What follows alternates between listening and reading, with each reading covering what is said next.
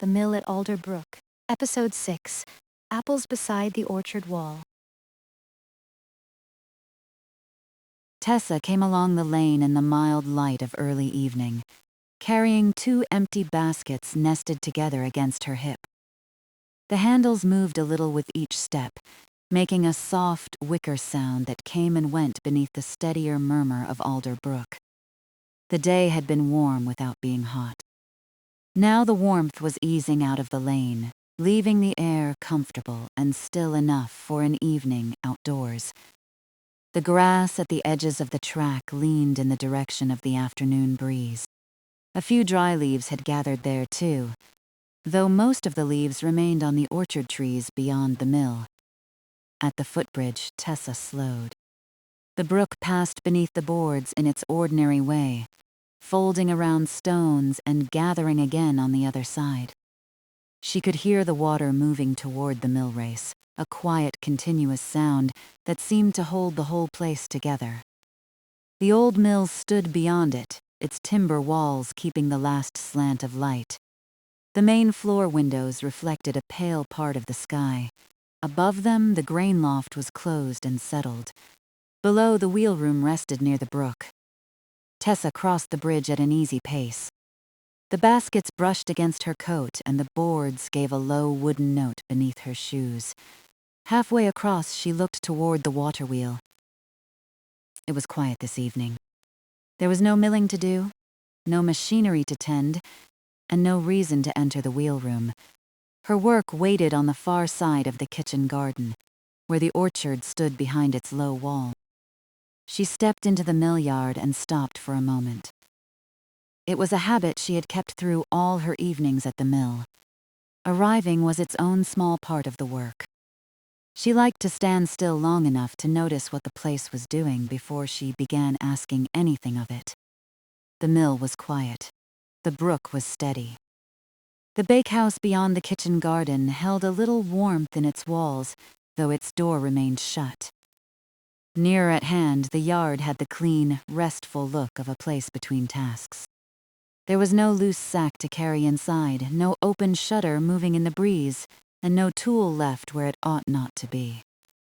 From the orchard came the faint sweet scent of fallen apples. Tessa shifted the baskets into both hands and walked across the yard. She passed the mill door without opening it. Later, when the baskets were full, she would carry the sound fruit into the cool pantry. For now, there was enough light to walk the path and see what the afternoon had brought down. The kitchen garden lay between the mill and the orchard. Its beds were orderly and dark, the soil holding the day's warmth. Tessa followed the narrow path beside them, listening as the sound of the brook softened behind the mill walls. It never disappeared entirely. Even here, beyond the yard, she could still hear its low movement. Ahead of her, a trail of apple leaves crossed the path. Some lay flat, showing their faded green upper sides. Others had turned over and showed the paler surfaces beneath. Their stems pointed in much the same direction, toward the orchard wall and the bench beside it. One leaf lifted at the edge, moved the width of Tessa's hand, and settled again. She looked along the loose trail, and then up into the branches. The leaves had simply followed the afternoon breeze. They had slipped from the nearest trees, crossed the orchard path, and collected where the low wall interrupted the air. There was nothing more to account for. By evening, even the breeze had almost spent itself. Tessa stepped around the leaves instead of brushing through them. She would gather them when she cleared the bench. For now, she carried the baskets to the orchard gate. The gate sat neatly in the low wall. She rested the baskets on the ground, lifted the latch, and eased the gate inward. Its lower edge passed over the path with a quiet scrape. Tessa lifted it slightly by the top rail, as she often did, and the scrape stopped. Inside, the orchard opened in long, familiar rows. The trees were not large, but their branches spread comfortably over the grass. Apples showed among the leaves in muted reds, greens, and warm yellow patches. Beneath the branches, windfalls lay here and there on the ground. Some had landed softly in long grass. Others had rolled toward shallow dips beside the wall. A few rested close to the path, where they would be easy to gather. Tessa took the baskets through the gate and lowered them beside the bench. Then she closed the gate behind her, guiding the latch into place. She did not begin picking up apples at once. Before any gathering, she wanted to see the whole length of the orchard path. It was easier to work when she knew where the fruit had fallen most heavily, where leaves had collected, and whether the bench and wall needed more than their usual attention. She walked beneath the first tree with her hands free. The grass was shorter near the path and deeper beneath the branches. Tessa placed each step where she could see the ground clearly. An apple lay near her left shoe, firm and unmarked, except for a small patch of soil. Another rested farther on with one side broken and softened. That one would go to compost. There was no need to decide anything else about it. A sound apple for the community table. A damaged apple for compost. The sorting would be simple. Farther along, the path curved gently beside the low wall. Leaves had gathered against the stones in a thin, uneven line. They were dry enough to make a faint, papery sound when the last movement of air passed over them. The trail continued toward the bench, just as Tessa had expected. She reached the far end of the path and turned. From there, she could see back across the kitchen garden to the mill. The building looked settled in the evening light, with the bakehouse standing quietly beyond the garden. The orchard wall made a low boundary between the trees and the path, not shutting anything away, only giving the ground a clear edge. Tessa drew a slow breath. The air smelled of grass, apple skin, dry leaves, and the faint mineral coolness of water. She walked back beside the wall. As she went, she looked over the top course of stones. Most sat exactly as they should. Their uneven surfaces caught the light differently, some still warm and bright, others already gray with shade. Near the middle, one small stone stood a little higher than the stones around it. Tessa placed her palm against it and pressed. It shifted only slightly, then sat firm. She tested it once more with her fingertips. It did not move. That was all the wall required for now. She would check the rest more closely when she worked along it. But there was no fallen section and nothing that needed rebuilding. The orchard path remained clear from end to end. Back at the bench, Tessa stood over the two baskets. They were broad, shallow gathering baskets, easy to carry when the fruit was spread in a single layer. She lifted the smaller one from the larger and placed them side by side on the grass. Their woven bases were clean. The handles were smooth from use. The bench itself had collected more leaves than the path. Several lay across the seat. A few had caught between the wooden slats, and a small drift rested beneath the front edge. Tessa brushed one hand over the boards. The topmost leaves slid away, whispering over the wood before landing with the others. The boards beneath were dry. She sat down briefly, not because she needed to rest, but because the bench offered a good view of the nearest trees. From here she could see where most of the windfalls lay. There were enough sound apples for the community table, though not so many that the work would become heavy. 2 baskets would be plenty. The first could be filled beneath the trees nearest the wall. The second could follow the orchard path toward the kitchen garden. Damaged fruit could be set aside together and carried to compost once the sound fruit was indoors. The order felt natural. Tessa placed both feet flat on the path and rested her hands loosely in her lap. Above her, the leaves moved against one another with a quiet, dry rustle. Somewhere deeper in the orchard, an apple released from a branch. It passed through a few leaves and landed in the grass with a softened thump. Tessa waited a moment, listening to the silence settle around the sound. Nothing followed it. The branches returned to their slight evening movement, and the brook continued beyond the mill. She stood and brushed the remaining leaves from the bench. Those caught between the slats came free when she drew them gently toward the edge. She gathered the dry leaves in her hands and placed them with the others beside the path. Later, they could go with the damaged fruit to compost. For now, the bench was clear and ready for a basket, a folded cloth, or simply a quiet seat when the gathering was done. With the bench cleared, Tessa walked to the nearest apple. She bent, lifted it from the grass, and turned it slowly in her palm. One side was cool where it had rested against the ground. The other still held a trace of the afternoon's warmth. Its skin was firm. There was a shallow mark near the stem, but no split, no deep bruise, and no softness beneath her thumb. It was sound. She laid it in the first basket. The apples settled against the woven base without rolling. Tessa adjusted it so the stem faced inward, leaving space for the next one. There would be no need to pack the fruit tightly. A loose, even layer would carry well, and keep the apples from pressing against one another. She picked up a second apple. This one had broken open where it struck a stone. Its scent was sweeter and stronger, but the exposed flesh had already darkened. Tessa placed it on the grass beside the wall, beginning the small group for compost. The two choices, made one after the other, set the rhythm of the evening. She lifted another apple, turned it, and placed it in the basket. Then another, which joined the damaged fruit.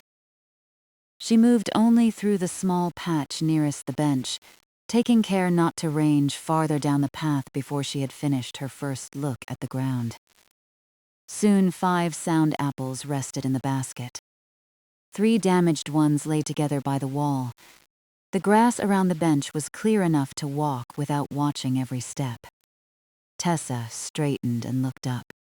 The light had lowered, but there was still a long, mild stretch of evening ahead. She could gather without haste, pause when she wished, and carry the baskets one at a time if they grew heavy. When the sound apples were in the cool pantry, the damaged fruit would go to compost. After sunset, there would be time for a small pot of apple tea and a seat by the kitchen window. For now, only the first basket had begun to fill.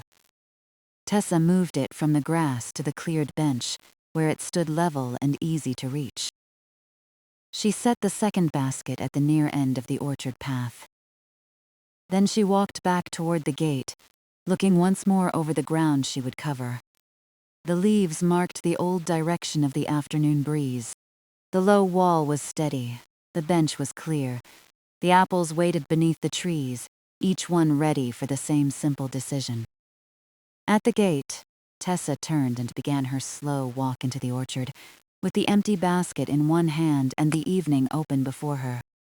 Tessa began near the gate, where the orchard path widened before passing beneath the first row of branches.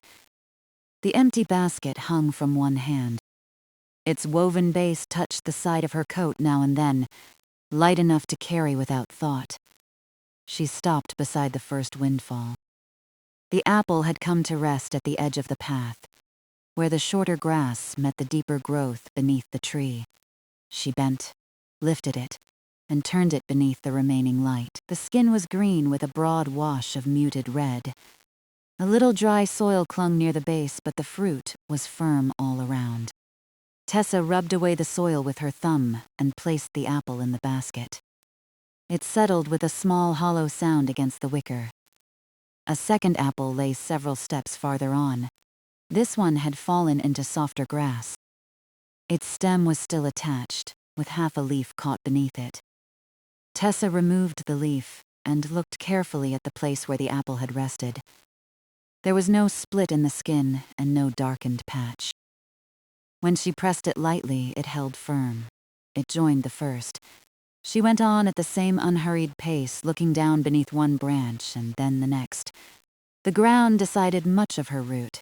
There was no need to walk in a straight line. She moved from the path into the grass, around the low reach of a branch, and back toward the wall whenever a pale or red boar curve showed among the green blades. Each apple received the same quiet attention. She lifted it. She turned it once or twice. She checked the stem and the lower end, then felt gently for any softness hidden on the shaded side. The sound ones went into the basket. The damaged ones remained together for compost. At first, Tessa carried each damaged apple back to the small group she had begun beside the wall. After the third such journey, she chose a nearer place beneath the tree. A clear patch of grass where the fruit would be easy to see and would not be confused with anything still waiting to be sorted. She set 2 split apples there, along with one that had softened almost entirely on the side that faced the earth. Later, she could gather those into one load. For now, the separate group kept the first round simple. The orchard floor was uneven in the mild, ordinary way of ground beneath old trees. Roots lifted the soil in shallow lines. Fallen leaves covered some of the hollows. Here and there, the grass had been flattened by an apple that had rolled after landing. Tessa watched where she put her feet. She stepped over fruit before bending to collect it, and kept the basket close enough that she never had to reach across it. As the first layer grew, she turned the apples so they rested easily against one another without pressing. The weight gathered slowly. At the next tree, several apples had fallen close together. One rested against a root. 2 more lay in a shallow bed of leaves, and another had rolled nearly to the low wall. Tessa placed the basket on level ground before examining them. The apple by the root had taken the harder landing. A narrow split crossed one side, and the flesh beneath it had begun to brown. She set it in the compost group. The 2 among the leaves were sound. She brushed them clean with the edge of her hand and placed them in the basket, leaving a little space between their stems. The apple by the wall had only a faint flat mark on its lower side. Tessa held it in both hands for a moment, testing the skin with her thumbs. Firm, it went in as well. She straightened and rested one hand at the back of her waist, not from any discomfort, but to let her posture change after bending. Above her, the tree held more fruit among its leaves. The apples still on the branches could remain there. This evening was for windfalls, for the fruit the orchard had already released. A leaf turned slowly as it came down. It brushed one branch, crossed a strip of open air, and landed near Tessa's shoe. Its pale underside showed for a moment. Then the faintest movement in the orchard turned it over. Leaving the darker green side uppermost, Tessa picked it up by the stem. The leaf was dry at the edges and supple nearer the center. She carried it to the thin line beside the wall and laid it with the others. The afternoon breeze had already done most of the gathering. It had moved the loose leaves in one direction until the stones and bench had stopped them. The pattern was simple and complete. When Tessa returned to the tree, the basket waited where she had left it. Its apples held the last warmth of the day in patches of yellow, green, and red. She lifted the handles and felt the new weight settle into her palm. Not heavy yet, only comfortably changed. She continued along the inside of the wall. The stones beside her gave off a little stored warmth. In the shallow gaps, the air was already cooler. Tessa let the fingers of her free hand pass over the top course as she walked, feeling rough surfaces, rounded edges, and the occasional fine line of moss where one stone met another. The small stone she had pressed earlier remained steady. She tested it again as she passed. Using no more than the pressure of 2 fingers, it did not shift. The rest of the nearby stones sat firmly too. There was nothing further to mend. The wall needed only the passing check of a caretaker who knew its ordinary shape. Beyond it, the kitchen garden lay in deepening shade. The mill stood farther back, its upper windows losing their reflection of the sky. The brook could not be seen from this part of the orchard, but its sound reached Tessa in a softened form. It seemed to move behind the timber walls and beneath the small noises of grass, leaves, and wicker. She found another sound apple close to the path. Then one with a deep bruise, then 2 more that had landed in long grass and remained unmarked. The work formed an easy sequence. Bend and lift, turn and feel. Place the sound fruit in the basket. Set the damaged fruit apart. Stand and take a few quiet steps before beginning again. Nothing required a quick decision. A shallow mark could be examined in the light. A dusty apple could be brushed clean enough to show the skin beneath.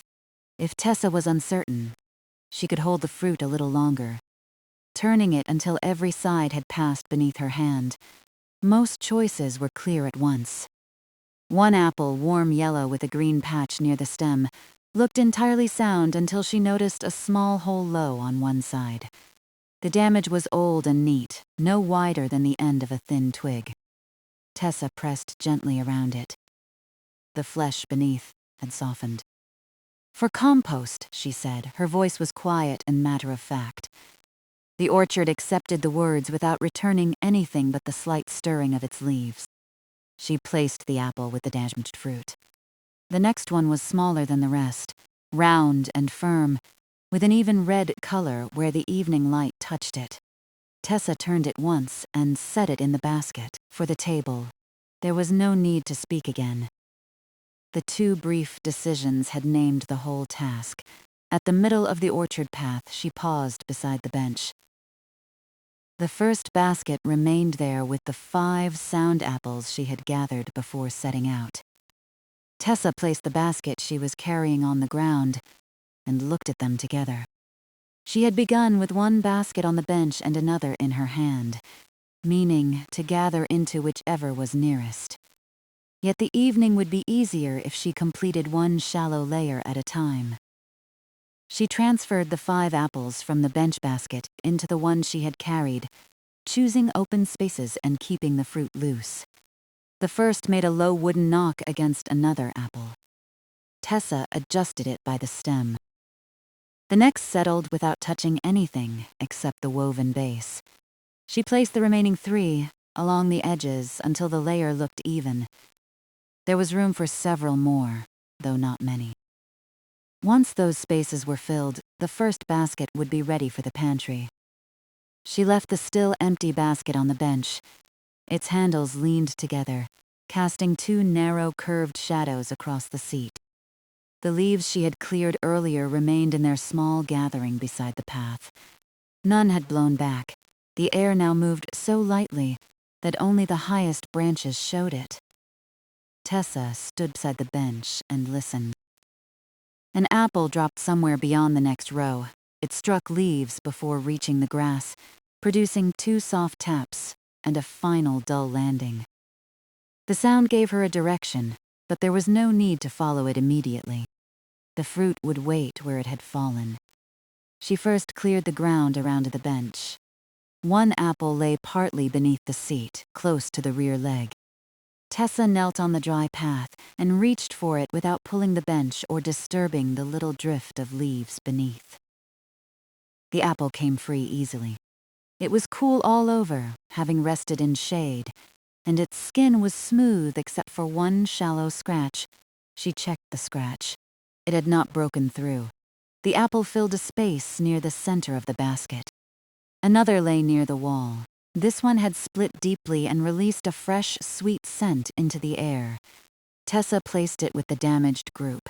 A third had come to rest beside the front leg of the bench. It was sound and almost perfectly round. When Tessa added it to the basket, only 3 open places remained. She lifted the basket onto the bench. The wood gave a small creak beneath the weight, then held it level. From there, the colors of the fruit looked softer in the fading light. None of the apples rose above the rim. None sat beneath another. Each had its own secure place. Tessa could have carried it inside then, with the layer not quite complete, but the nearest tree still held several windfalls beneath it. She chose to finish the round before leaving the orchard. She walked without a basket for a short distance, her hands free. The change made her more aware of the evening air against her palms and of the cool grass brushing the sides of her shoes. She followed the path to the place where she had heard the recent apple fall. It lay on a cushion of leaves. A short twig, shaken loose at the same time, rested nearby. Tessa moved the twig to the base of the wall, then lifted the apple. Its skin was firm and the stem end was clean. The grass and leaves had softened its landing. She carried it back to the bench and placed it in the first open space. On her next walk beneath the tree, she found 2 apples close to each other. The larger had a broad brown bruise and went to compost. The smaller was sound. It filled a second space in the basket. That left room for 1. Tessa did not select the last apple merely because it was near. She continued the same careful sorting she had used from the beginning. A fruit with broken skin stayed in the compost group. Another, resting close to the trunk, had softened beneath its own weight and joined it. The third apple was firm. It had fallen beside a root and rolled into a shallow hollow filled with grass. Its skin carried a red stripe from stem to base. Tessa brushed away 2 narrow blades that clung to it, examined the place where it had rested, and pressed lightly around the whole fruit. Sound all the way around. She returned with it in both hands. At the bench, she lowered the apple into the final space. It nestled between 2 others without forcing either one aside. Tessa turned the stem toward the center and moved 1 neighboring apple the width of a finger. The arrangement became loose and level again. The first basket was full enough. She stood for a moment with her hands resting on either side of it. The wicker felt dry and slightly rough beneath her palms. The apples gave off a mild, clean scent, less sweet than the damaged fruit and fresher, with something of leaves and cool grass in it. Tessa looked back over the ground she had covered. From the gate to the middle of the path, the windfalls had been sorted. The grass was clear except for the small groups set apart for compost.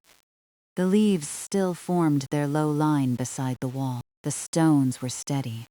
The bench, though occupied now by the basket, remained free of loose leaves. The first round had done exactly what it needed to do. There was still fruit farther along the orchard path, but that belonged to the second basket. Tessa would return for it after carrying this one indoors.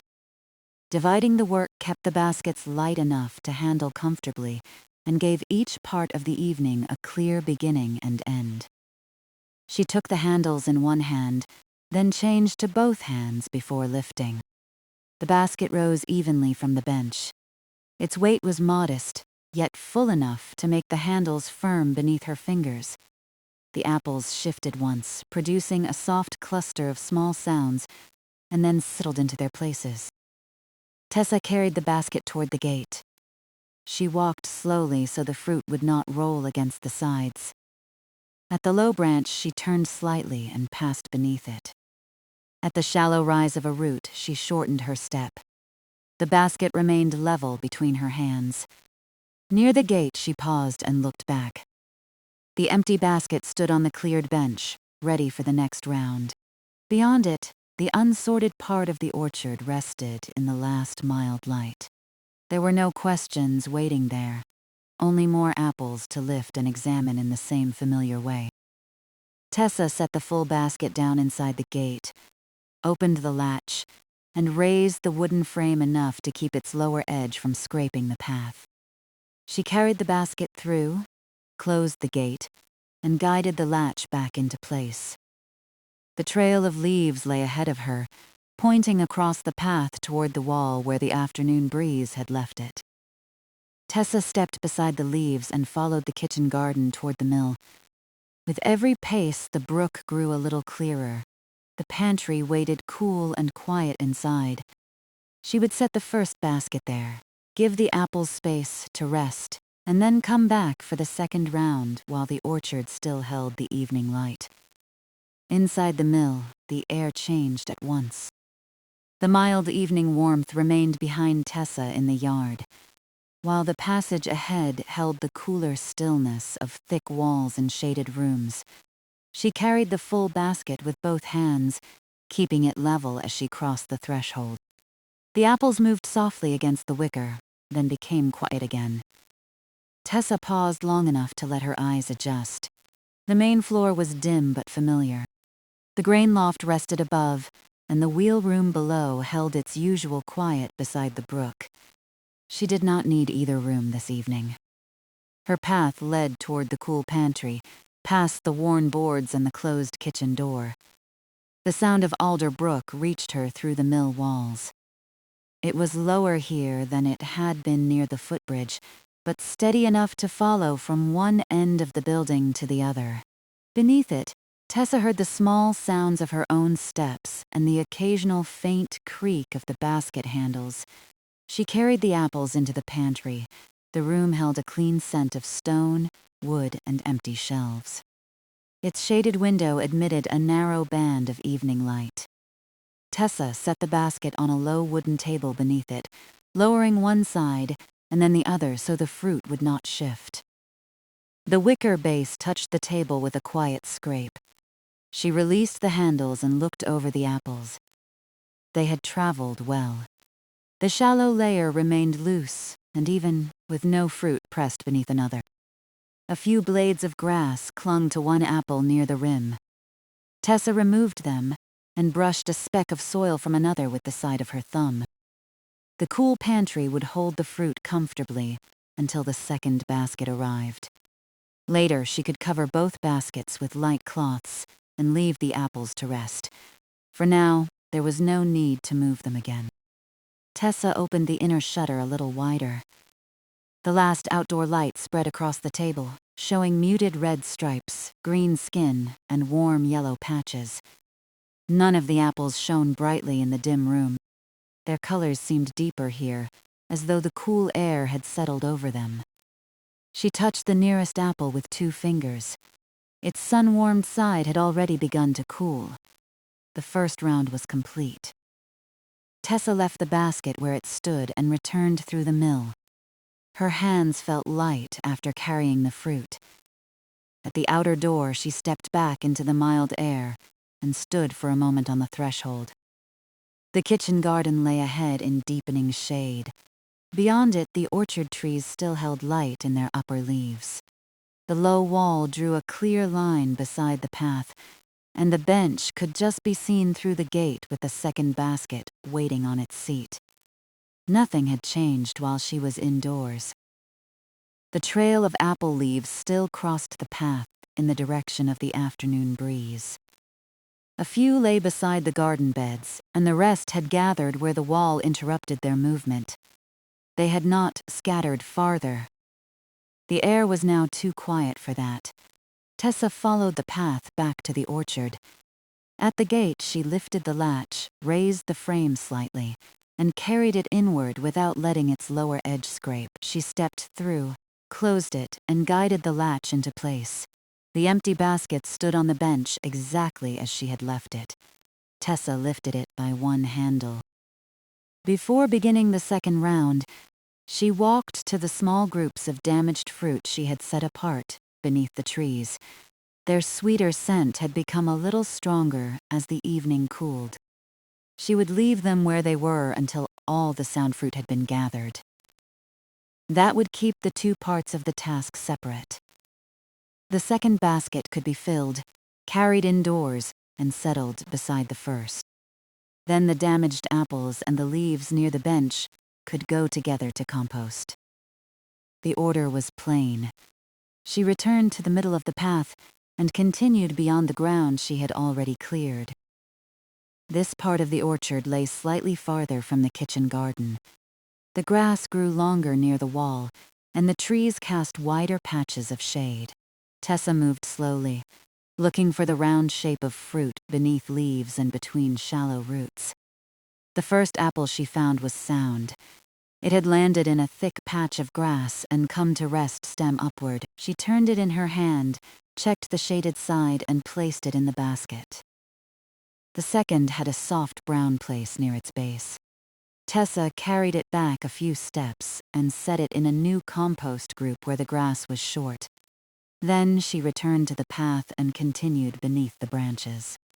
The ground here held fewer windfalls than the first half of the orchard. Some trees had released only 1 or 2 apples. Others had dropped none at all. Tessa did not search beneath every blade of grass. She followed what she could see, looking from one clear patch to the next. A small red apple lay against the wall. Its color made it easy to notice among the gray stones, though a curled leaf covered nearly half of it.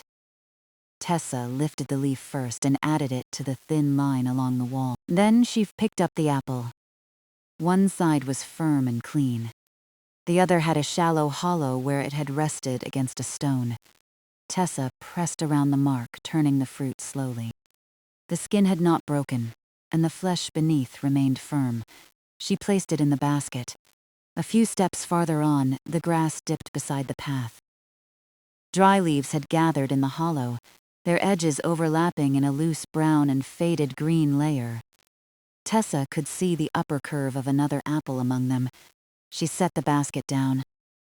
When she moved the first leaf, she found that the apple was not alone. A second rested behind it, almost hidden beneath the wall's shadow. Then, as she drew away another handful of leaves, she saw a third. The 3 apples had rolled into the shallow dip together. Tessa sat back on her heels and looked at the small gathering. There was nothing unusual in it. The ground sloped gently toward the hollow, and the afternoon breeze had carried leaves into the same place. Fruit falling from the nearest branch would naturally roll until the grass and leaves stopped it. Even so, it was a pleasant little discovery. From the path, only 1 apple had been visible. Beneath the leaves, 3 sound-looking shapes rested close together, cushioned from the stones and from one another. Tessa lifted the first. Its skin was cool and dry. A faint green patch showed beneath a broad red side, and the stem remained firmly attached. She checked it all around before placing it in the basket. The second apple was smaller and more yellow. It had a narrow scratch where a twig had touched it, but the mark had not opened the skin. It joined the first. The third had rolled farthest into the hollow. Tessa reached beneath the edge of the leaves and drew it toward her. It was firm, though a spot of damp soil clung to its lower side. She rubbed the soil away. Beneath it, the skin was whole. Tessa set the third apple beside the other 2 and adjusted them so none pressed against a stem. Together they formed the beginning of an even layer. She gathered the displaced leaves into her hands. Some were dry enough to crackle softly. Others remained flexible, cool from lying near the earth. She carried them to the line beside the wall and laid them down. The hollow was clear now. Its shallow slope could be seen from the path, and there was no more fruit hidden there. Tessa ran one hand lightly through the grass before standing. She found only a small twig, which she placed at the base of the wall. Then she lifted the basket. The 4 apples inside rolled the width of a finger and settled. Tessa continued her second round. She found 2 sound apples beneath the next tree and 1 damaged by a deep split. The sound fruit went into the basket. The split fruit went to the small compost group.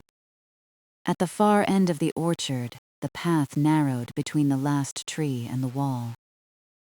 Tessa had walked there earlier when she inspected the whole length, but she had not yet gathered from the grass. Only a few apples waited. One had fallen close to the trunk and softened on the ground. Another lay in the open, its skin firm but marked by a deep bruise. Both belonged with the damaged fruit. The last rested near the edge of the path. Tessa lifted it and felt a good clean weight in her palm. Its skin was green, with only a faint red warmth on the side that had faced the lowering sun. She checked the stem, the base, and the place where it had touched the grass. It was sound. She placed it in the basket. The shallow layer was a little more than half complete. Tessa stood at the far end of the path and looked back toward the gate. The orchard floor behind her had been sorted now from one end to the other. The sound apples rested in the basket, or waited in the pantry. The damaged fruit remained in clear groups for compost. No windfall had been left where someone might step on it. Above, fruit still hung among the branches. That could remain for another day. Her task was not to empty the trees or gather more than the orchard had offered. It was only to collect the sound windfalls and leave the path orderly. She walked back slowly. On the return, she looked at the ground from the opposite direction. Different parts of the grass caught her eye now. A green apple she had missed before showed beneath the low edge of a branch. It had blended with the grass when seen from the other side. Tessa set down the basket and picked it up. The apple was firm except for a small soft place close to the stem. She tested it once, then placed it with the compost fruit. A little farther on, a yellow apple lay behind a lifted root. Tessa had passed within 2 steps of it during the outward round, but the root had hidden its lower half. This one was sound. She added it to the basket. There was room for several more, though the orchard now seemed nearly clear. Tessa did not mind if the second basket remained lighter than the first. The fruit did not need to fill every space. It needed only to rest without rolling too freely on the walk indoors. Near the middle tree, she found another pair in deep grass. One had broken open. The other had landed beside it without damage. Their scents were different when she lifted them. The broken apples smelled sweet and strong. The sound ones smelled faintly of cool skin and leaves. She sorted them accordingly. At the bench, Tessa placed the basket on the cleared seat and examined the layer. 10 sound apples rested inside. They were spaced well, but there was enough open wicker between them that they might shift during the walk to the mill. She looked beneath the nearest trees once more. The ground had already been cleared during the first round. Only the small compost groups remained. The leaves beside the wall lay where she had placed them. No new apple had fallen. There was no reason to search for more. Instead, Tessa adjusted the fruit. She moved 2 apples closer to the center and turned another, so its stem rested in an open space. She set the smallest apple between 2 larger ones where it would be supported without being squeezed. When she lifted the basket a little and tilted it no more than the angle of a careful step, nothing rolled. That was enough. The second basket did not need to match the first in weight or number. The orchard had given an uneven amount beneath each tree, and the baskets could reflect that. Tessa sat beside it on the bench. The wood was dry and slightly cooler than before. Without leaves across the seat, there was room for her at one end and the basket at the other. She rested her hands in her lap and looked down the path she had just walked. The small hollow near the wall was visible now. Its leaves had been gathered, its 3 hidden apples found and sorted, and its slope explained simply by the ground. Nothing remained concealed there. It was only a quiet part of the orchard path, clear again beneath the evening light. Alder Brook sounded beyond the mill. The upper branches moved once, lightly, though no breeze reached the bench. Then they became still. Tessa stayed seated for another moment, letting the completed round settle into the evening. The second basket was ready for the pantry. After that, she would return with a smaller carrying pail for the damaged fruit. The loose leaves could be gathered at the same time. Compost would take both, and the orchard path would be left clear. She rose and took the handles in both hands. The basket lifted easily. Its lighter weight made the wicker feel almost springy beneath her fingers, but the apples remained settled in their arranged places. At the gate, Tessa looked back once more. The bench was clear. The low wall was steady. The hollow beside it held only grass. The unsorted windfalls were gone from the path, and the damaged fruit waited in their separate groups for the next simple part of the work. She opened the gate, carried the second basket through, and latched it behind her. The trail of leaves still pointed toward the orchard wall, marking nothing more than the root of the afternoon air. Tessa passed beside it and crossed the kitchen garden as the last light thinned over the mill yard. Soon the 2 baskets would stand together in the cool pantry. Then, with her hands free again, she would come back for the leaves and damaged apples, leaving the orchard ready to settle into dusk. Tessa carried the second basket across the kitchen garden with both hands. The last of the daylight rested along the upper edge of the orchard wall. Nearer the ground, the path had already faded into soft gray and green. The apples stayed quiet in their shallow layer, held in place by the small adjustments she had made on the bench. As she passed the garden beds, the sound of Alder Brook grew clearer again. It came around the side of the mill and through the open yard, steady and low. The water wheel remained still. Nothing inside the mill called for her attention. For now, the only work was the basket in her hands and the simple return she would make afterward. She entered the mill and waited on the threshold until the dim passage became familiar. The pantry door stood as she had left it. Inside, the first basket rested on the low table beneath the shaded window. Its apples had lost the remaining warmth of the orchard and now seemed settled into the coolness of the room. Tessa lowered the second basket beside it.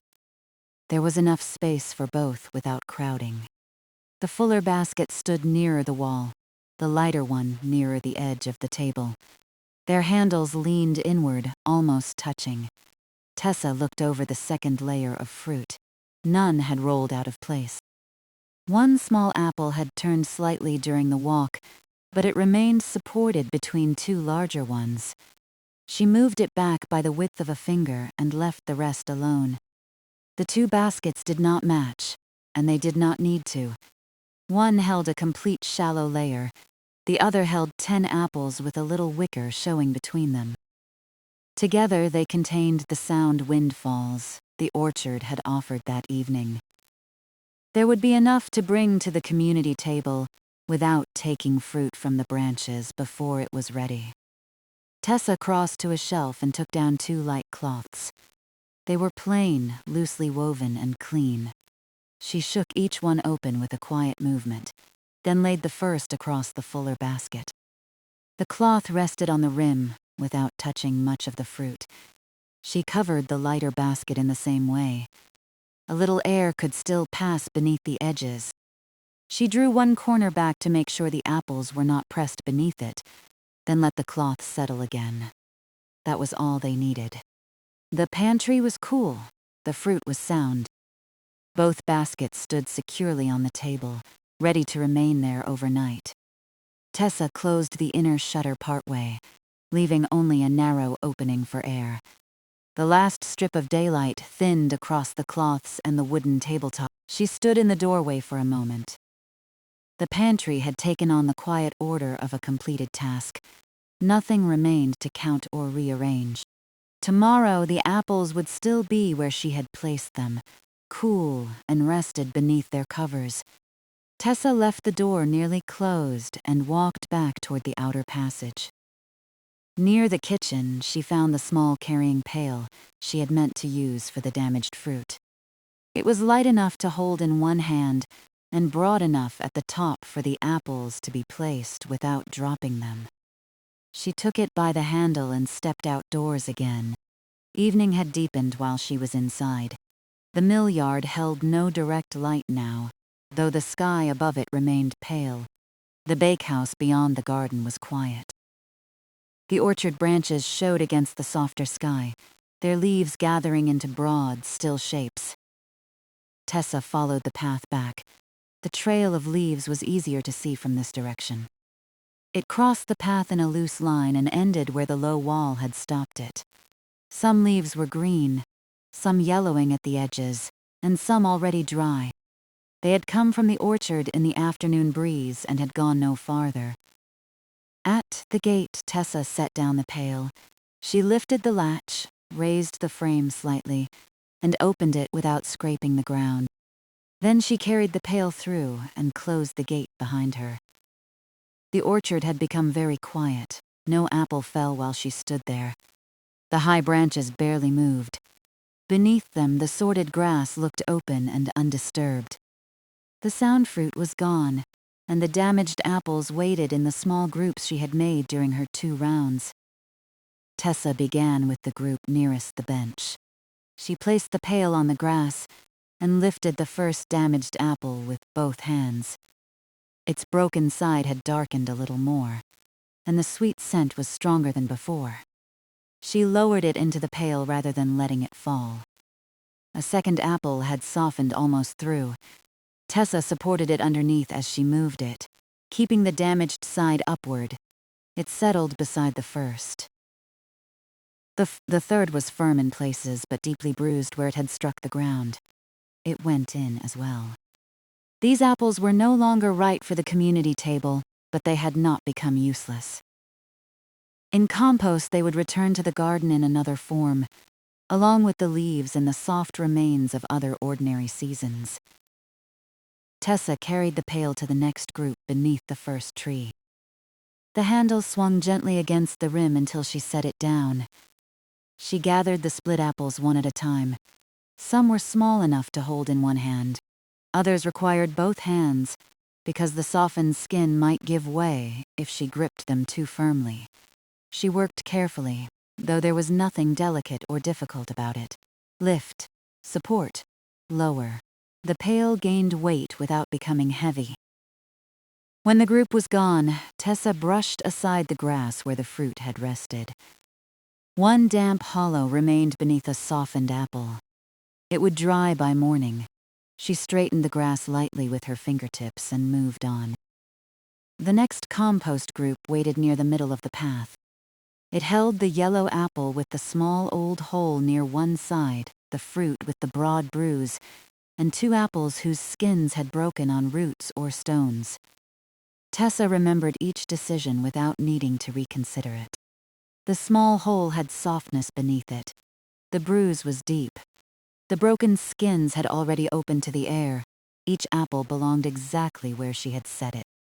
She lowered them into the pail and carried them toward the far end of the orchard. The damaged fruit there was more spread out, but every piece remained easy to see. Nothing had rolled away. Nothing had been mixed with the sound fruit. Tessa collected the apple from beside the trunk, then the bruised one from the open grass. She found the green apple with the soft place near its stem and placed it on top, where it would not be pressed beneath the others. At the last tree, she stopped and looked along the ground. The orchard floor was clear from the wall to the path. A few leaves remained under the branches, but they belonged there and caused no obstruction. The windfalls had all been examined. The sound fruit rested in the pantry. The damaged fruit rested in the pail. There was no unfinished sorting hidden by the dusk.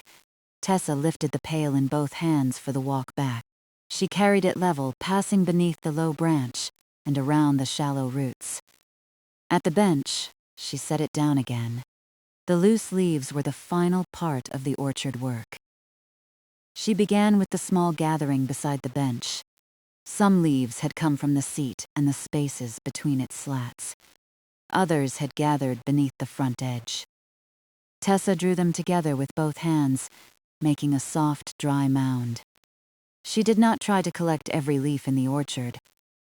Leaves beneath the trees could remain where they had fallen.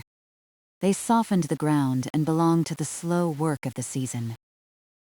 She gathered only those lying across the path, pressed against the bench, or caught in the narrow strip where someone's feet would pass. The distinction was easy to keep. A leaf in the grass could stay. A leaf across the walking place could join the compost. Tessa carried the first double handful to the pail and laid it over the damaged apples.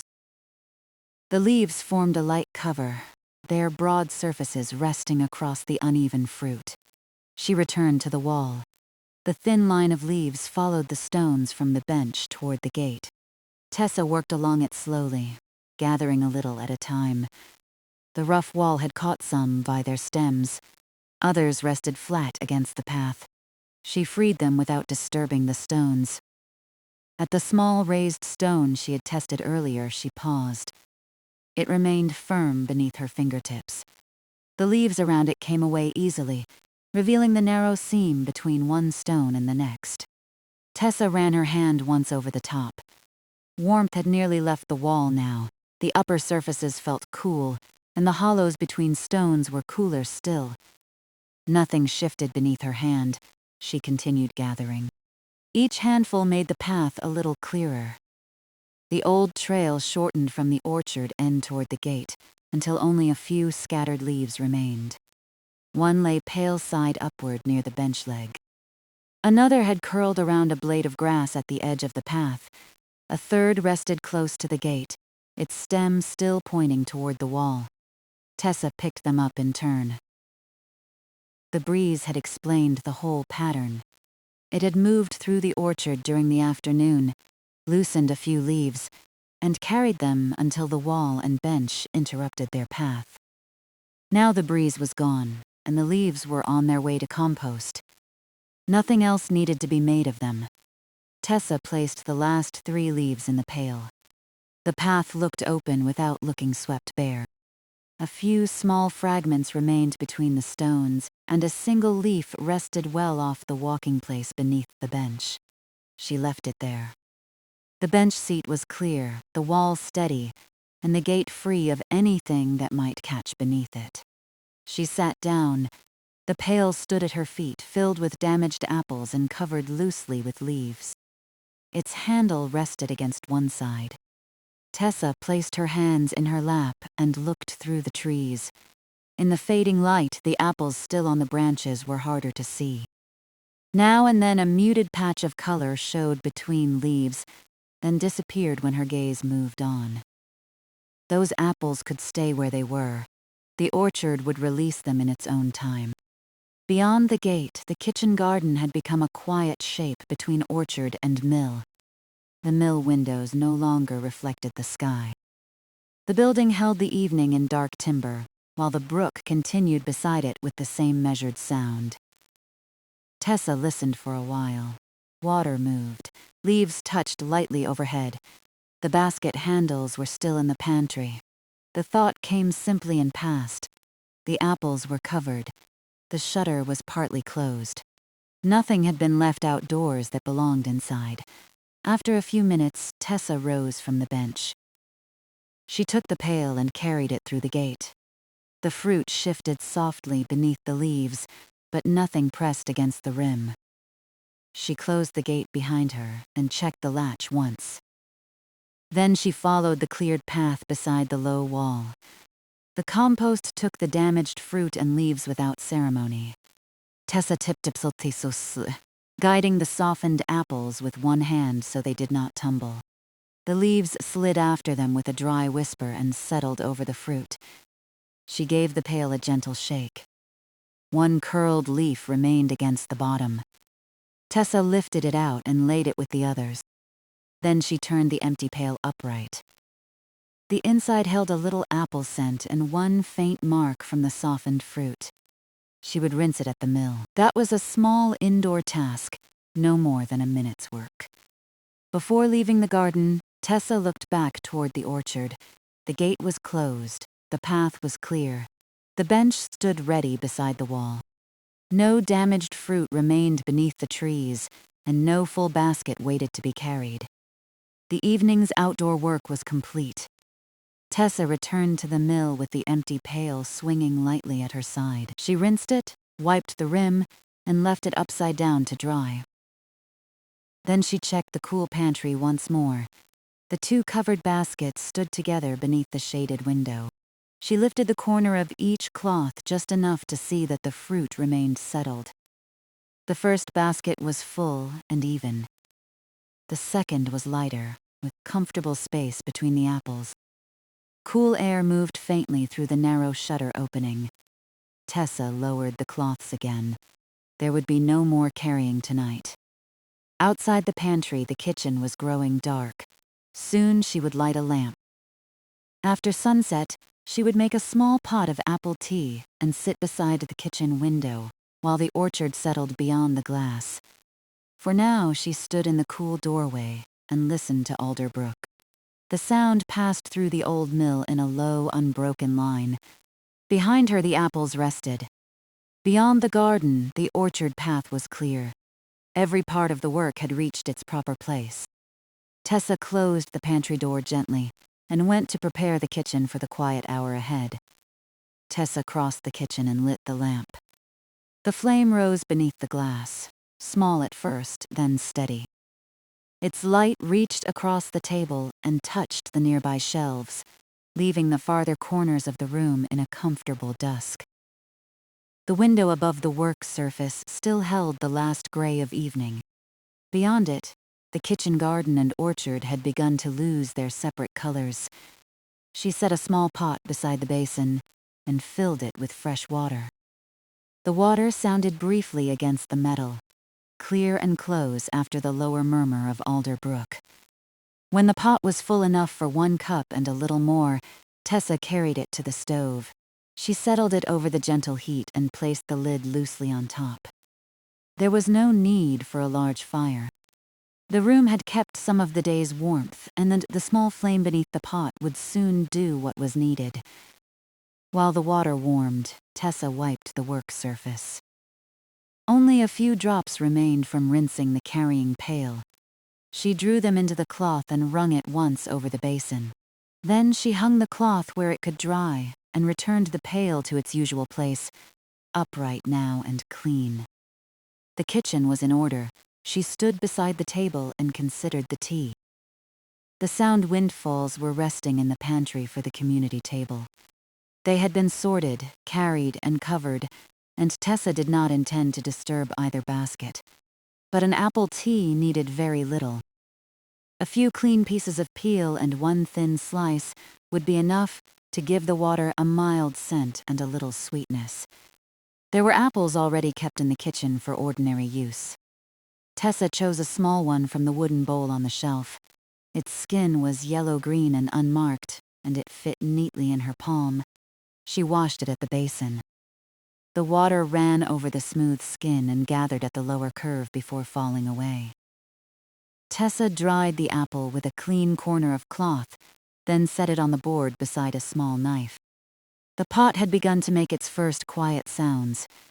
They were slight and irregular, no more than a soft movement beneath the lid.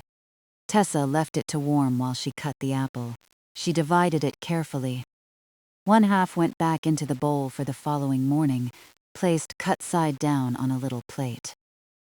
From the other half she made several thin slices. The knife passed through the firm flesh with a muted sound against the board. The pale slices showed the shape of the core near their centers. Tessa removed the seeds and set them aside with the smallest scraps for compost. Then she cut 2 narrow strips of peel and laid them beside the slices. The rest of the apple half could be eaten with the tea. By the time she finished, the water was steaming. She lifted the lid. Warmth rose against her hand, carrying the plain mineral scent of heated water. She slipped the apple slices and strips of peel into the pot one at a time. The first floated near the surface. The second turned slowly and rested against it.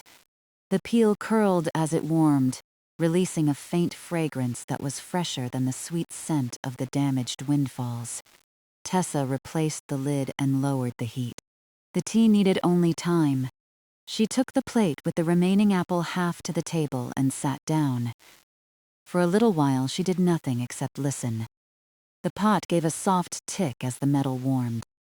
Alder Brook moved beyond the mill wall. Now that the outdoor work was complete, the brook seemed more noticeable. Its sound entered the quiet spaces between the small kitchen noises and continued through them. Tessa could hear water passing stones, gathering into the mill race and moving beside the resting wheel. The wheel remained still. The grain loft above remained closed. The bakehouse beyond the garden held its evening silence. Every part of the mill had settled into its proper place. Tessa cut a small piece from the apple half and ate it. The flesh was crisp and mildly sharp. Its flavor was clearer than the fragrance rising from the pot. She chewed slowly, then set the knife down and looked toward the window. Outside, the orchard wall was still visible as a pale, low line. The path beside it could no longer be followed from end to end, but Tessa knew its whole length. She had walked it in both directions. She had checked the stones, cleared the bench, and gathered the leaves that lay across the way. The return from the orchard had left no work behind her. The gate was latched. The compost had received the damaged fruit and loose leaves. The 2 baskets stood beneath their cloths in the cool pantry. Tessa let each fact pass through her mind once. None required another check. They were not questions. They were simply the finished shape of the evening. The pot began to murmur more steadily. She rose and went to the stove. When she lifted the lid, the apple slices had softened and become almost translucent at the edges. The peel had relaxed into loose curves. Steam carried their scent through the kitchen. Tessa turned down the flame until the water barely moved. She left the pot there for another minute, then took it from the heat and set it on a folded cloth. The metal base made a low, contained sound as it met the table. A cup waited on the shelf. She chose the plain earthenware one she often used in the mill kitchen. Its glaze was smooth around the rim and slightly uneven near the handle. She warmed it with a little water, emptied that into the basin, and placed a small strainer over the cup. The tea passed through in a pale golden stream. One apple slice rested against the side of the pot as Tessa poured. Another slipped toward the spout and was caught by the strainer. The peel remained behind with the rest of the softened fruit. When the cup was nearly full, Tessa set the pot upright. She lifted the strainer and held it over the cup until the last drops had fallen. Then she placed it on a small dish. The softened apple could cool there before going to compost in the morning. The tea gave off a light, clean scent. Tessa carried it to the chair by the kitchen window. The chair stood at a slight angle, allowing her to see across the garden toward the orchard without sitting directly against the glass. She placed the cup on the broad sill and drew the chair a little nearer. The legs moved over the floorboards with a quiet wooden scrape. Then she sat. For the first few moments, the cup was too warm to hold for long. Tessa wrapped both hands around it, felt the heat gather in her palms, and returned it to the sill. Outside, evening had become night by degrees. The garden beds were dark shapes now. The path between them held a little of the remaining sky and appeared faintly lighter than the soil. Beyond the low wall, the orchard trees stood in rows that were no longer distinct. Their crowns joined into one soft line. A leaf moved somewhere among them. Tessa could not see it fall, but she heard the brief dry passage through other leaves. There was no following thump of fruit. The sound faded, and the orchard became quiet again. She lifted the cup. The first sip was mild. Warm water carried the apple's scent more strongly than its flavor, leaving only a small sweetness after she swallowed. It was exactly enough for the end of the evening. Tessa rested the cup in her hands and looked toward the orchard gate. She could just make out the upper rail. The latch itself was hidden by shadow, but she remembered guiding it into place. She remembered the gate closing cleanly after the empty pail had passed through. There would be no need to walk back. That part of the evening was finished. The thought allowed the kitchen to feel still around her. The lamp burned evenly on the table. Its reflection stood in the window glass, a warm oval over the darker garden. When Tessa shifted slightly, the reflection moved with her and came to rest above the line of the wall. She took another sip. The tea had cooled enough to drink comfortably now. Its warmth spread without making the room feel close. A small trace of apple remained in the steam, joined by the familiar scents of wood, clean cloth, and the old mill walls. From the pantry came no sound at all. The covered baskets did not need to announce their rest. Tessa could picture them beneath the narrow opening of the shutter. The first full in a shallow layer, the second lighter, with open wicker showing between the fruit. The cloths lay loosely over both rims. Cool air passed beneath their edges. The apples would remain firm through the night. Later, they could be carried to the community table. There would be muted reds, greens, and yellow patches under daylight again, but for now their colors rested unseen. Tessa ate the last piece of the kitchen apple. She set the little plate on the sill beside the cup and brushed one crumb of apple flesh from her thumb. The other half remained covered on the shelf for morning. Nothing had been wasted, and nothing more needed preparing. The orchard settled beyond the glass. At intervals, the upper leaves touched one another. The movement was quieter than it had been in the afternoon, when the breeze carried loose leaves toward the wall. Now, the air seemed to pass only through the highest branches, too lightly to reach the path. The trail across the path was gone. Tessa had gathered it handful by handful, shortening the line until the walking place was clear. She remembered the last leaf near the gate, its stem still pointing toward the wall. It had held no message and marked no hidden route. It had shown only where the afternoon air had gone. Now the breeze had taken another direction, higher and softer, and there was nothing to follow. Tessa drank again. The water in the brook continued along its own familiar return path. It came beside the mill, past the resting wheel, and went on beyond the footbridge. The sound did not rise or fall enough to ask for notice. It remained even, an ordinary current beneath the quiet rooms. She listened until the separate sounds seemed to arrange themselves. The low brook, the faint contact of leaves, the small settling noises of the stove, the lamp flame behind its glass. None interrupted another. Together they made the kitchen feel held within the evening. The cup grew lighter. Tessa placed it on the sill between sips and rested her hands in her lap. The warmth remained in her fingers. She looked at the reflection of the lamp rather than through it, seeing the kitchen returned in the dark pane. The table, the edge of the shelf, the small pot cooling on its folded cloth. Beyond the reflection stood the orchard. Nearer than the trees, though hidden from this angle, the cleared bench waited beside the wall. Its seat was dry, no basket remained on it. No leaves filled the spaces between its slats. Tessa imagined sitting there the following evening or on some later mild day. The bench would hold whoever sat upon it, just as the wall would keep its low boundary, and the path would lead back toward the garden. There was comfort in objects returning to themselves after work. A basket once carried rested. A pail once filled stood clean and empty. A bench once cleared waited without purpose until someone needed it again. The orchard had returned to being an orchard rather than a task. Tessa finished the tea.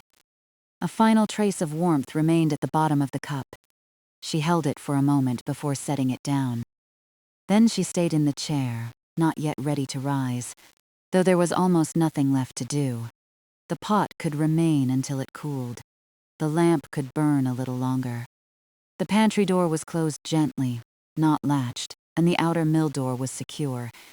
She had attended to each of those things in its proper time. Outside, the sky darkened beyond the orchard trees. The last pale band above them narrowed and softened. Tessa watched without waiting for any particular change. The orchard gave one quiet rustle. Then it was still. When she finally stood, she carried the empty cup and plate to the basin. She rinsed them with a little water and left them upside down beside the clean pail. The pot was cool enough to cover. She placed its lid on top, leaving the softened apple inside until morning. Tessa lowered the lamp flame slightly. The kitchen drew inward around the gentler light. The table, stove, and window remained visible, but their edges softened. Through the glass, the orchard had become a single calm darkness beyond the garden. She returned to the chair for one last look. There was nothing to retrieve from the path, and nothing to carry from the bench. The community apples rested in the pantry. The compost held what the table could not use. The wall was steady, the gate closed, and the evening's breeze had been understood. Tessa placed one hand on the chair back.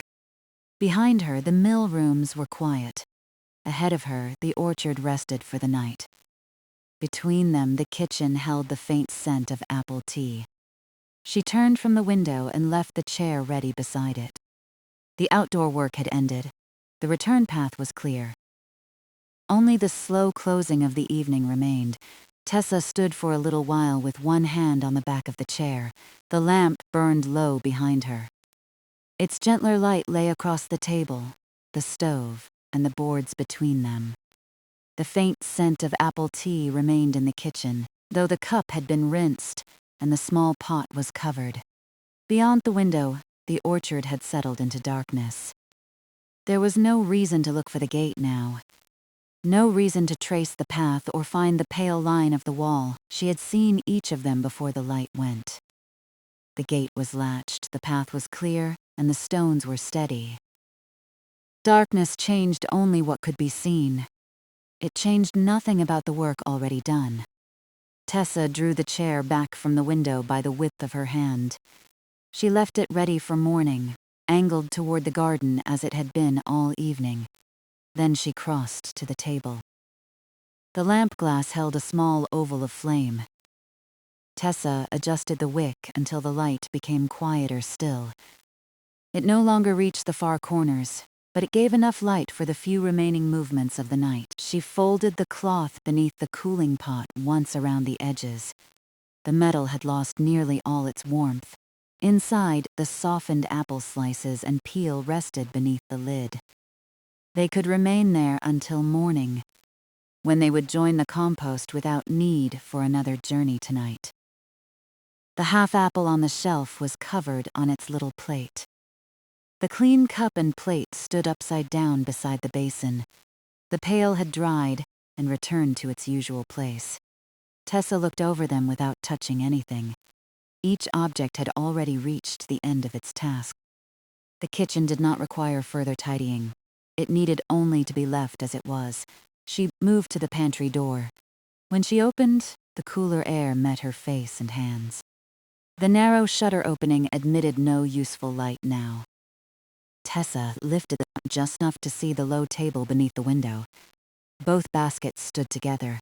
The cloth over the fuller basket made a broad, even shape. The cloth over the lighter basket dipped a little where more open space lay beneath it. Their handles leaned inward as before. Tessa did not lift either covering. She had checked the apples after bringing in the compost pail. She knew how they rested. A complete shallow layer in the first basket, and 10 sound apples in the second, each supported without being crowded. Another inspection would add nothing. Instead, she placed one hand on the edge of the table. The wood felt cool and firm. No basket had shifted. No cloth had slipped from its rim. Air passed faintly through the shutter and beneath the loose edges of the covers. The apples were ready for the night. By morning, their remaining orchard warmth would be gone. They would be cool all the way through, clean beneath their cloths, and fit to carry onward for the community table. They would not need sorting again. Tessa had already made every necessary choice beneath the trees. Sound fruit in the baskets, damaged fruit in the compost. Leaves cleared from the walking place. Nothing waited between those simple parts. She lowered the lamp and stepped back into the kitchen. The pantry door closed with a muted wooden sound. Tessa rested her fingers against it until it met the frame, then left it gently shut. The brook continued beyond the mill wall. Its low movement had followed the whole evening. It had sounded beneath the footbridge when she arrived with the 2 baskets nested against her hip. It had remained behind her as she crossed the kitchen garden, and it had reached the orchard in a softened murmur while she gathered apples beneath the trees. Now, with the doors closed and the lamp low, the water seemed farther away but no less steady. Tessa returned the lamp to the table. She sat for a moment, not at the window this time, but in the chair beside the table. From there, the dark glass showed only a dim reflection of the room. The orchard beyond it had become part of the night. She rested her hands on the tabletop. The wood retained a little warmth near the place where the pot had stood. Farther away, it was cool. Tessa let one palm remain over the warmer patch while the other rested near the edge. There was comfort in the difference. Warmth where the tea had been, coolness where the night had reached the room. A faint apple scent between them. Nothing needed to be kept from changing. The pot would cool completely. The lamp would be put out. The orchard would pass through the dark hours in its ordinary way. Morning could return light to the garden when morning came. For now, the mill had entered its quieter time. The grain loft above made one small settling sound, a dry note in the old timber. Tessa listened until it passed. No sack shifted, no work waited there. The loft was simply cooling after the mild day. Below, the wheelroom remained at rest. The water moved beside the wheel without turning it. That, too, was familiar. An unloaded wheel could be still while the brook continued, each keeping its own part of the mill's rhythm. Tessa breathed in slowly. Wood, cooled metal, clean water, and the last trace of apple tea filled the room without any one scent becoming strong. She breathed out. The lamp flame stayed level behind the glass. Outside, a few leaves touched high in the orchard. The sound came faintly through the window, soft enough that it might have been the passing of air across the wall. It lasted only a moment. The afternoon breeze had once moved clearly across the path. It had left a trail of leaves, with their stems pointing toward the bench and the low stones. Tessa had followed the direction with her eyes and understood it at once. The wind had come through the orchard. The wall had stopped the leaves. That was the whole account of them. Now the old trail was part of the compost, laid loosely over the damaged apples. The path itself was open. If another leaf fell in the night, it would be only another leaf beneath an orchard tree. Morning could find it wherever the air happened to leave it. Tessa did not need to keep watch. She took her hand from the warm place on the table and folded both hands in her lap. The work returned to her memory in small finished movements. An apple lifted from cool grass, a thumb passing gently over firm skin. A sound fruit lowered into wicker, a split fruit set apart. The basket handles drawn together beneath both hands. The gate raised slightly so its lower edge did not scrape. The pantry cloth falling loosely across the rim. Each movement had been complete before the next began. There had been no haste in the orchard and no need to make the evening larger than it was. 2 baskets had gone out empty. 2 baskets had come back with sound apples. The pail had gone out empty, returned with damaged fruit and leaves, and come back from the compost empty once more. The simple balance pleased her. She looked toward the shelf where the half-apple waited for morning. Its plate was scarcely visible beyond the lamp circle, but she knew it was covered. The other half had made the small pot of tea and provided a few crisp pieces beside it. That apple, too, had been given a plain, useful place. Tessa sat until the warmth beneath the covered pot disappeared. She could tell without touching it. The kitchen air had become even from one side of the table to the other. The stove no longer made its little settling ticks. The flame beneath it had been lowered and put out after the tea. Only the lamp continued to hold a small warmth of its own. She rose. The chair moved back with a low scrape, then became still. Tessa placed it neatly beside the table, leaving a comfortable space to pass between it and the stove. She took the lamp and walked through the short passage toward the main floor. The light moved over familiar boards and timber posts. It touched the lower steps leading toward the wheelroom and the stair rising to the grain loft. Both remained outside her purpose tonight. Tessa paused where the passage met the larger room. The mill smelled different here. The clean flower scent was faint but lasting, caught in old boards and in the seams of the floor. Canvas sacks rested where they belonged. The broad surfaces of the main floor held shadows between the posts. Nothing had been disturbed by the orchard work. No flour had been measured. No grain had been moved. No tool had been taken from its place. The evening had belonged to grass, fruit, leaves, stone, wicker, and the mild air beyond the garden. Now those outdoor things had settled too. Tessa carried the lamp to the outer door and touched the fastening. It was secure. She did not lift it or open the door. Her hand simply rested there long enough to feel that the wood and metal sat firmly together. She had secured it earlier. and the fastening remained exactly as she had left it. Beyond the door lay the mill yard. Beyond the yard, the footbridge crossed Alder Brook. The lane continued away through the night. Tessa could picture the route without needing to see it.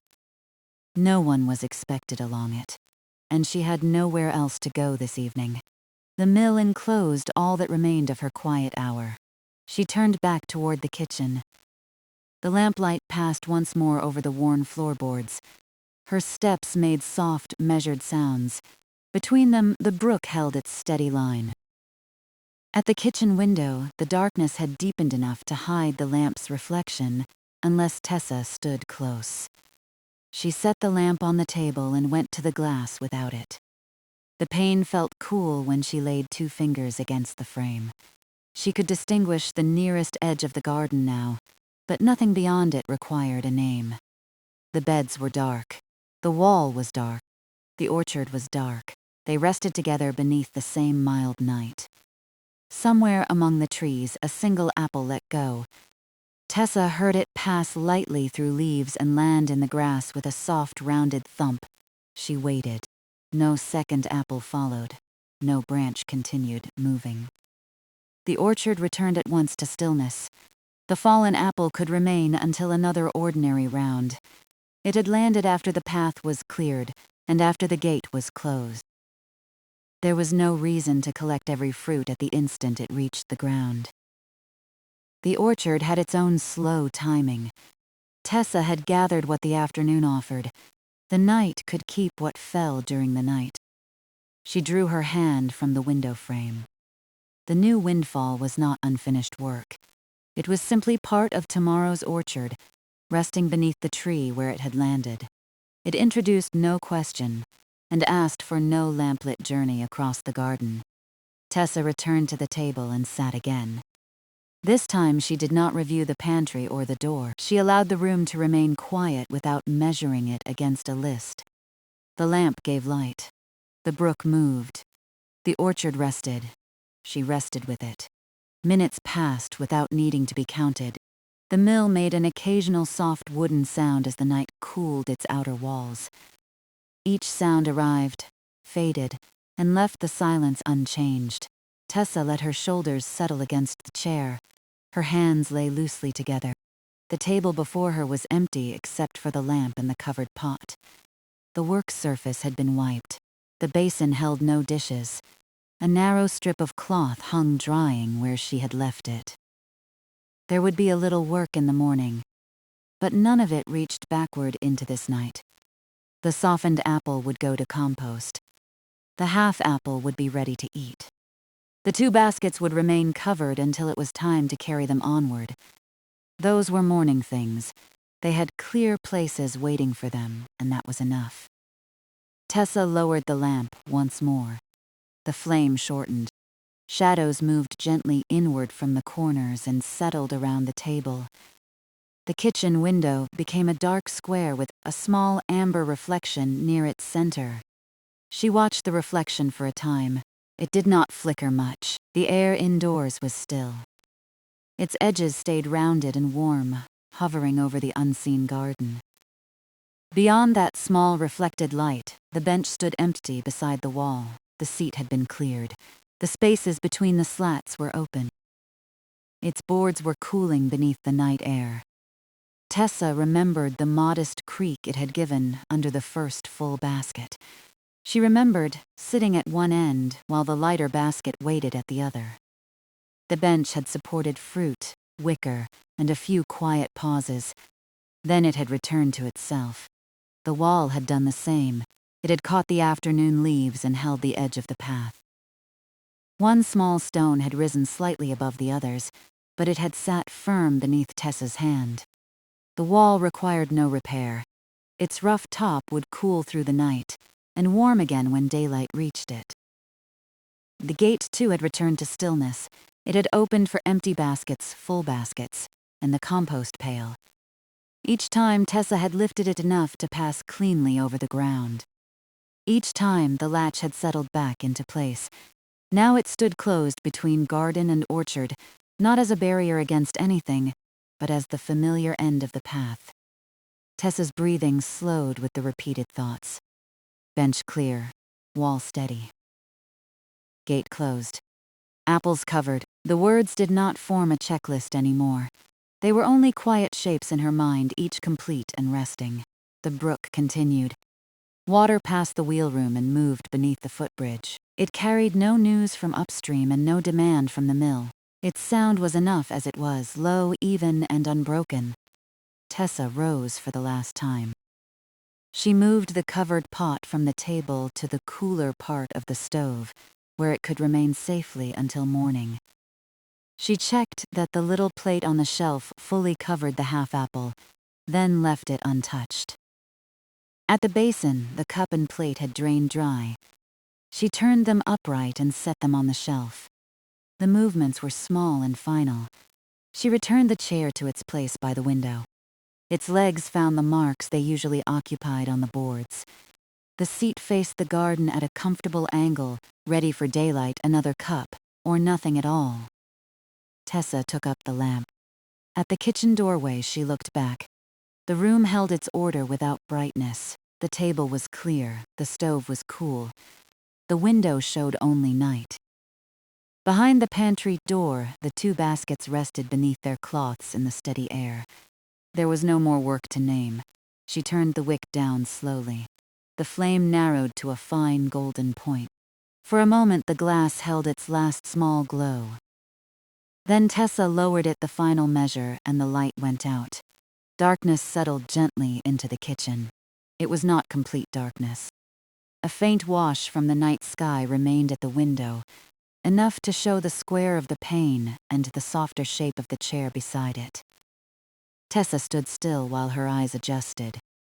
The brook became clearer without the lamp. So did the quiet of the mill. No mechanism turned, no footsteps crossed the yard. The loft above, the main floor, the wheelroom below, the bakehouse beyond the garden, and the orchard behind its low wall all rested within the same calm hour. Tessa placed the cooled lamp securely on the table. She moved through the passage at an easy pace, guided by familiarity and the faint night light at the windows. The boards were firm beneath her feet. The outer door remained secure. The pantry remained cool. Nothing called her back. At the foot of the stairs, she paused and listened once more. Water, timber, a distant leaf, then stillness again.